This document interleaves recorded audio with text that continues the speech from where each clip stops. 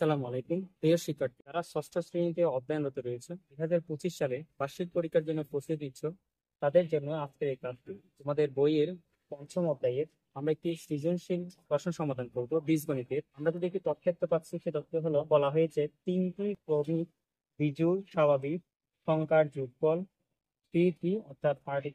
প্রশ্নে বলা হয়েছে সবচেয়ে ছোট সংখ্যাটি এক্স হলে অপর সংখ্যা দুটি এক্স এর মাধ্যমে লিখো। সেই তথ্যের আলোকে আমরা যদি দেখি, এর সমাধান দেওয়া আছে সবচেয়ে ছোট সংখ্যা সমান এক্স, অর্থাৎ সবচেয়ে ছোট সংখ্যাটি হলো এক্স।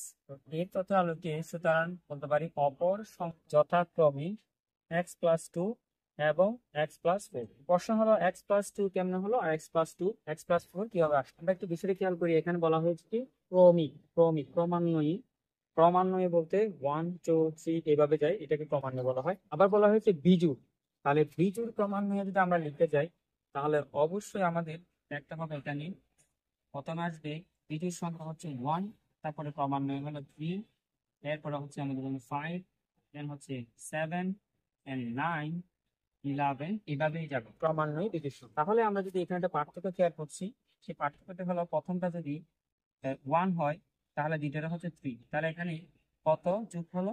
2 যোগ হলো। 1 এর সাথে 2 যোগ করলে 3টা পাওয়া যায়। আবার 5 যদি 3 হয়, তাহলে যদি 5 কেটে যায় পর সংখ্যা, ক্রমান্বয় সংখ্যা, বিজোড় সংখ্যা, তাহলে 3 এর সাথে আবারও 2 প্লাস করতে হবে, মানে যোগ করতে হবে।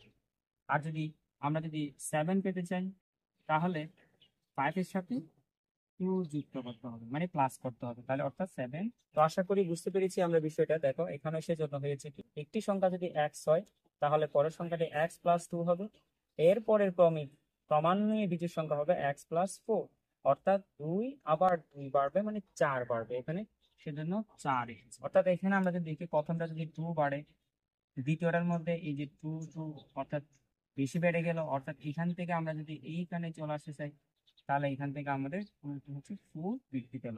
সেটাই আমাদের বোঝানো হয়েছে, অর্থাৎ আমাদের 2 করে বেড়ে যাবে পরবর্তী সংখ্যা পাওয়ার জন্য। আমাদের আশা করি বিষয়টি ক্লিয়ার হয়েছে। প্রশ্নে দেখি, তাহলে আমরা দেখতে পাচ্ছি বলা হয়েছে তথ্যের আলোকে সংখ্যা তিনটি বের করো। আমরা ক হতে পাই সংখ্যা তিনটি যথাক্রমে এক্স, এক্স প্লাস টু এবং এক্স প্লাস ফোর। আমরা কতে পেয়েছিলাম। প্রশ্ন মতে কেন লিখলাম? প্রশ্ন মতে লিখলাম, এখানে বলা হয়েছে কি, সংখ্যা তিনটি ক্রমিক বিজোড় স্বাভাবিক সংখ্যার যোগফল 33। তাহলে এগুলো প্রত্যেকটা হলো তিনটি ক্রমিক বিজোড় স্বাভাবিক সংখ্যা। এটি একটি, এটি একটি এবং এটি। তাহলে এই তিনটি বিজোড় স্বাভাবিক সংখ্যার যোগফল বলেছে 33। তাহলে আমরা এই তিনটি সংখ্যাকে যোগ করব। এই হলো প্রথম একটি ক্রমিক বিজোড় সংখ্যা, এই একটি দ্বিতীয় আরেকটি ক্রমিক বিজোড় সংখ্যা, আরেকটি তৃতীয় ক্রমিক বিজোড় সংখ্যা, এবং তাদের যোগফল হলো 33। তাহলে মাঝখানে প্রত্যেকটা সংখ্যার মাঝখানে যোগ চিহ্ন বসাতে হবে। এটি একটি সংখ্যা, এটি একটি সংখ্যা, এটি একটি সংখ্যা, প্রত্যেকটা সংখ্যার মাঝখানে যোগ চিহ্ন বসাতে হবে, যেহেতু যোগফল বলেছে। তাহলে প্রত্যেকটা সংখ্যা যোগ করলে যোগফল কত আসে? 33। এই জন্য সমান হয়েছে। সেই কারণে আমরা লিখেছি প্রশ্ন মতে। প্রশ্নে এই কথাই বলা আছে। তাহলে আমরা পরের লাইনে দেখতে পাচ্ছি 1 2 3, তিনটে এক্স আছে এবং প্লাস, তাহলে 3x হবে। দুইটা তিনটে, তাহলে 3x হবে। দেন 2 প্লাস 6, স্যার 2 প্লাস 4 যোগ করলে দুটি হবে 6। এই পাশে সমান চিহ্নটা বসলো এবং তার এখন আমাদের যেহেতু এক্স এর মান নির্ণয় করতে হবে, সেই কারণে আমরা প্লাস 6 কে ওই পাশেও নিয়ে যাব, সমান চিহ্নের বাম থেকে ডানে নিয়ে যাব। তাহলে এটাকে বলে পক্ষান্তর করে। তাহলে পক্ষান্তর করলে এই 6 এর সামনে যে প্লাস চিহ্নটা ছিল, প্লাস চিহ্নটা, সেটা এখানে এসে মাইনাস হয়ে যাবে। সমান চিহ্নে ডানে থাকলে সেই মাইনাস হয়ে যাবে। তাহলে এটা লিখলাম, দেন এটা লিখলাম, সমান চিহ্ন দিয়ে -6 দিলাম। এরপর হচ্ছে 33 থেকে 6 কে আমরা মাইনাস করি, তাহলে 27 পাওয়া যায়। এখানে 3x লিখবো। তাহলে এখানে 3টা এখানে গুণ অবস্থায় আছে, এক্স এর সাথে গুণ অবস্থায়। তাহলে সে ওদিকে গেলে, সমান চিহ্ন ওই পাশে গেলে, বাম থেকে ডানে গেলে সে ভাগ অবস্থায় গেলে, তাহলে এটা ভাগ চিহ্ন। তাহলে 27/3, তাহলে এক্স। তাহলে এই 3 দিয়ে যদি 27কে আমরা ভাগ করি, 9 পাওয়া যায়। আমরা যদি 3 এর নামাতে করি, 3 9 27, তাহলে এক্স এর মান হলো 9। তাহলে আমরা বলেছিলাম সবচেয়ে ছোট সংখ্যাটা ছিল এক্স, এই জন্য বলেছি সুতরাং সবচেয়ে ছোট সংখ্যা সমান এক্স। অপর সংখ্যা দুটি যথাক্রমে অপর সংখ্যা দুটিকে আমরা লিখেছিলাম কি x+2, তাহলে x এর মান কত 9, 9 বসলো, প্লাস বসলো, এন্ড দেন 2টা বসলো। তাহলে 9+2 যদি আমরা প্লাস করি তাহলে বা 11 লিখতে পারি, দুটাকে যোগ করে 11।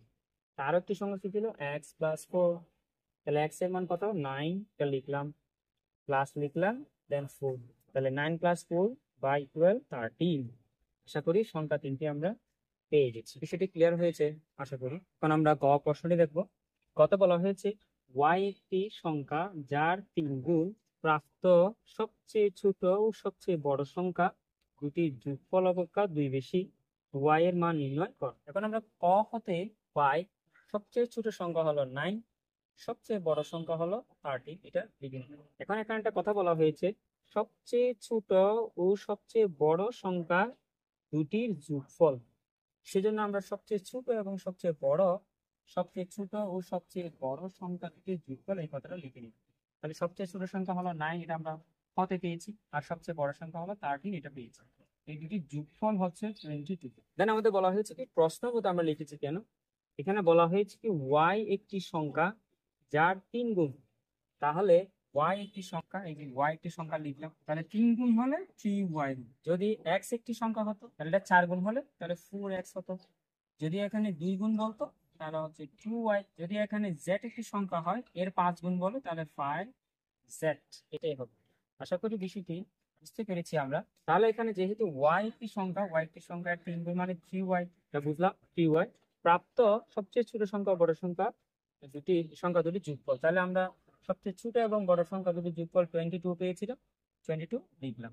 এরপর বলছে কি এর অপেক্ষা 2 বেশি, তাহলে বেশি হলে আমরা যোগ করব, এই জন্য 2 এটা যোগ করে প্লাস করে, তাহলে এটার সাথে এটা ইকুয়েশন সমান চিহ্ন থাকবে আমাদের, যেহেতু এখানে বলেছে সেটাই।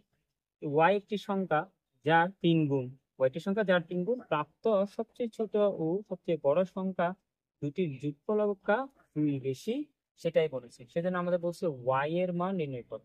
তাহলে মাঝখানে আমরা ইকুয়াল দিলাম, gy যে কথা, ছোট সংখ্যা এবং বড় সংখ্যার যোগফল অপেক্ষা 2 বেশি যোগ করলে সেই 3y এর সমান হবে, সেটাই বলেছে। তাহলে সে অনুযায়ী আমরা y এর মান নির্ণয় করবো, তাহলে 3y লিখলাম, এরপরে 22 প্লাস 2 করলে 24 হয়, দেন 3 এখানে এক y এর সাথে গুণ অবস্থায় রয়েছে, তাহলে সেজন্য 3 এই পাশে গেলে ভাগ হয়ে যাবে, এই ভাগ অবস্থায় হলো 3 নিচে চলে আসলো, তাহলে y থাকলো, এরপরে ইকুয়াল 3 দিয়ে যদি 24 কে ভাগ করি তাহলে 3 8 এ 24, 3 এখানে 8 বার যাবে, তাহলে 3 8 এ 24 পাওয়া যায়, এটা হলো ভাগফল 8, তার মানে y এর মান হলো 8, তাহলে অ্যান্সার 8। আশা করি অঙ্কটি আমরা বুঝতে পেরেছি।